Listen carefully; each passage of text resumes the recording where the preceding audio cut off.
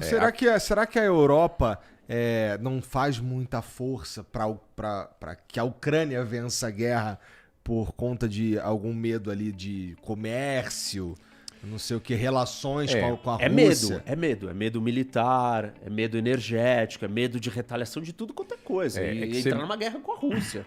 Porque assim, a Rússia resolveu não mandar mais gás e já era, né? Isso já tá acontecendo. Isso eu acho que uma... Quer dizer, vocês sabem mais que eu. Não, vamos chegar lá. Assim, eu acho que, primeiro, o mundo sem geopolítica, ou seja, sem tensão permanente entre as grandes potências, é um mundo excelente para os negócios.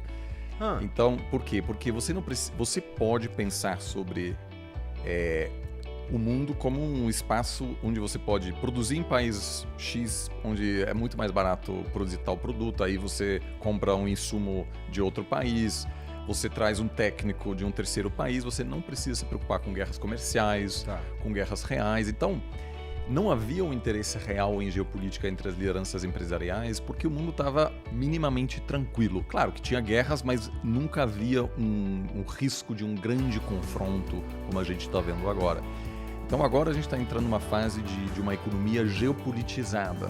Isso quer dizer que a Apple, por exemplo, acaba de anunciar que uma parte da produção sai da China e vai para a Índia. Por quê? Porque existe uma preocupação na empresa de que a relação entre os Estados Unidos e a China vai piorar a tal ponto que o governo americano não vai mais permitir, por exemplo, a venda de um iPhone produzido na China.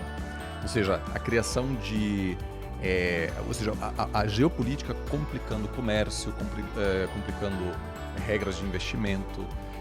E, no fundo, a expectativa do Vladimir Putin, no fundo, era que países como a Alemanha iam priorizar seus interesses econômicos e dizer, sabe o quê?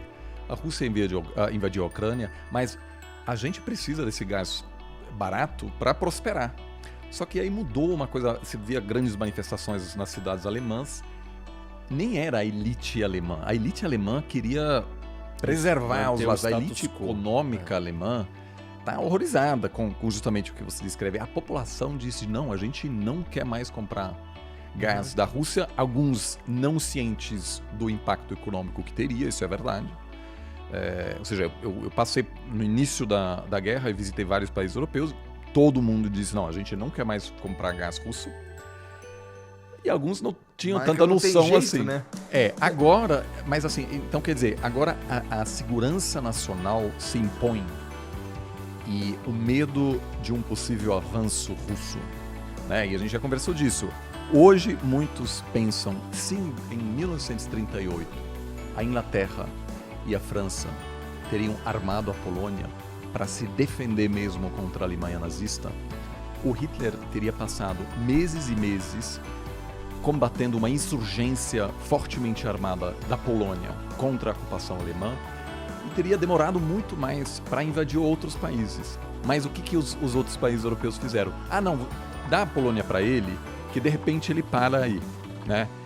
Agora, ninguém sabe onde o Putin pararia. Eu só digo assim, se a Rússia tivesse ocupado a Ucrânia, é uma questão de semanas. Qual seria o próximo alvo? Teria outro? Não sei, não dá para saber. Interessante. Então, eu acho que hoje isso pode mudar no inverno agora, porque vai ser um inverno difícil. Não vai ser tão... Eu vejo muita gente falar, os franceses e os alemães vão passar frio. A população não vai passar frio. O governo, o que vai fazer? O governo vai primeiro cortar a energia da indústria. Isso. Então vai parar de produzir. A economia vai ser afetada. A coisa mais extrema seria um blackout programado. Isso quer dizer que também é uma coisa grave. Mas, olha, das 3 às 5 da tarde não tem energia. Eu não acho que a gente vai chegar numa situação de blackout que surge simplesmente porque é falta de energia, porque os países estão se mobilizando muito, inclusive o grande vencedor disso, né?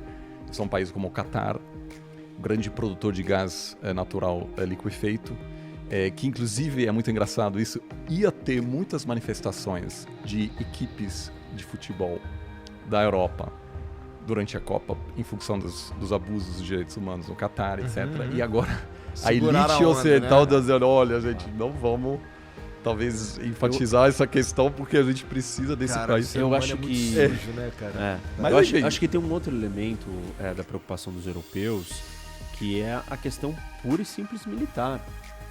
se você está armando a Ucrânia, né, e essas armas estão chegando por algum país via OTAN, e aí, será que não é um alvo legítimo para a Rússia atacar um comboio de armas que está saindo da Polônia e vindo para a Ucrânia, cruzando a fronteira, e essas armas são alemãs? E aí, tipo, então a Rússia não vai atacar a Polônia? E depois ela não pode atacar até o caminhão ou o trem que saiu da Alemanha levando uma arma? Então, a fábrica. A fábrica. Enfim, o que os europeus estão com medo nós não queremos entrar em guerra com a Rússia. Então, esse é um medo geral de por que não pressionar o Putin ou não fazer o que tem que ser feito para acabar com a guerra de uma vez por todas. E acho que, assim, ainda tem uma outra preocupação no ponto de vista da Alemanha, que os alemães, eles adotaram durante todo esse tempo, depois do fim da União Soviética, a seguinte política, diferente do resto da Europa e dos americanos, que foi, nós precisamos manter a Rússia perto. Nosso approach com a Rússia vai ser, vamos ser amigos deles, vamos construir uma relação comercial, porque se a gente abandonar a Rússia sozinha do lado de lá, os caras vão se perder. Então deixa eu trazer eles para perto da gente. E com uma ideia, hoje eu tenho dito isso faz algum tempo, mas hoje está comprovado que ela era ingênua, de achar que você ia cooptar os russos e modificar a Rússia porque você está tendo relações comerciais, que seja com energia ou com outras coisas. Isso se mostrou, óbvio que não era isso. O Putin estava interessado em vender o máximo que ele pudesse, criar uma situação de dependência e ir ganhando espaço onde ele pudesse e usasse isso como uma arma geopolítica, o gás particularmente, não só com a Alemanha, mas usou isso com a Ucrânia, usou com outros países da Europa e agora está usando com a Europa como arma geopolítica. Então ele não estava preocupado em assim, sabe, então criando uma relação, então eu vou me democratizar, vou respeitar. Cara, uma relação mercantilista, extremamente oportunista, e falando, esses caras precisam de gás, deixa eles dependerem o máximo que eles puderem de mim. E a Alemanha com uma visão mais ingênua, mais utópica. Não, eu vou trazê-los para perto. Então, essa guinada da Alemanha de virar e falar assim, vira as costas para os russos e agora vamos se preparar para um potencial conflito, ela é muito drástica para a Alemanha fazer, entendeu? Então, isso não vai acontecer tão rápido. Acho que nessa história do gás aí, talvez nem todo mundo saiba, né? Mas uma das maneiras de fornecimento desse gás foi a construção de um gasoduto embaixo do Báltico, que é o Nord Stream 1, aí construíram 2, um pouco antes de inaugurar o 2, veio a guerra. Ou na verdade já estava inaugurado, mas não tinha sido licenciado, porque os americanos estavam fazendo pressão para a Alemanha. Não inaugura esse 2. Não vai depender ainda mais do gás da Rússia, porque isso vai ser um problema. Isso vai ser um problema para a Ucrânia, porque a maioria do gás que vem da Rússia para chegar na Europa atravessava pela Ucrânia.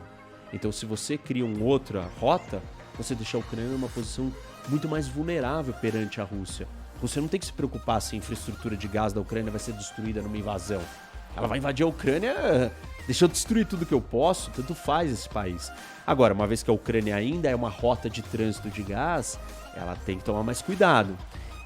E acabou que não saiu o Nord Stream 2. E agora os russos foram lá e sabotaram. Explodiram o gasoduto, então não tem nem mais como passar. Aí o Putin veio a público recentemente e falou, não, peraí, mas se quiser, a gente pode fornecer ainda pelo 2, porque o 2, Nord Stream 2 não foi sabotado, não explodiram o 2, mas quem não licenciou foi a Alemanha.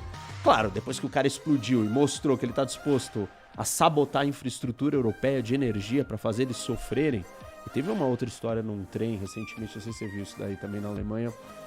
Sim, houve o que parece ser um ato de sabotagem no norte da Alemanha que... Dos russos, então, enfim... Ninguém sabe, mas... Ninguém sabe, mas é isso. Mas aí você imagina, então, tipo, como é delicado a situação pros europeus. Sim. Mas, na verdade, é que os europeus, né, depois da Segunda Guerra Mundial e tudo que eles viveram, e Guerra Fria, eles não caíram na real qual que é a regra do jogo. E a regra do jogo você tem que mostrar força. E você tem que ser duro, porque senão o outro durão, ele vai tirar vantagem da sua suposta fraqueza.